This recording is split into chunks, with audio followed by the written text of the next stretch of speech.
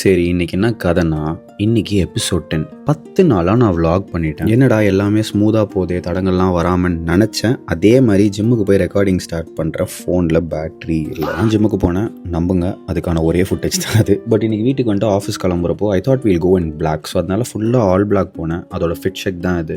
All black but shoes மட்டும் red to give that extra pop. கொஞ்சம் late ஆனதுனால என்னோட பிரேக்ஃபாஸ்ட் நான் ரெக்கார்ட் பண்ண முடியல. பட் உங்களுக்கே தெரியும், அதே தோசை அதே சாம்பார் தான். கேப் வந்துருச்சு, கேபில் கிளம்பி ஒர்க் பண்ணுற ரொட்டீனை ஸ்டார்ட் பண்ணியாச்சு. இன்றைக்கி கொஞ்சம் ஒர்க் நிறையா தான் இருக்குது, ஏன்னா முடிக்க வேண்டிய டெட்லைன்ஸ் இருக்குது. ஸோ அதனால் அதை அப்படியே பார்த்துட்டே ஆஃபீஸ் வந்து சேர்ந்துட்டேன்.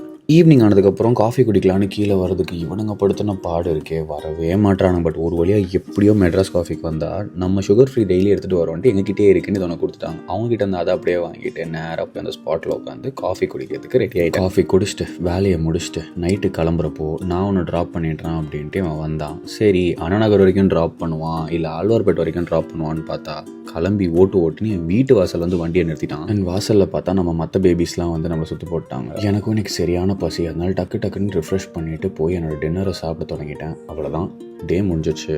நான் சாப்பிட்டு முடிச்சிட்டேன், ஒர்க் அவுட்டும் பண்ணிட்டேன். I'll see you on another one. ஒரு ஃபாலோ பண்ணு ப்ரோ.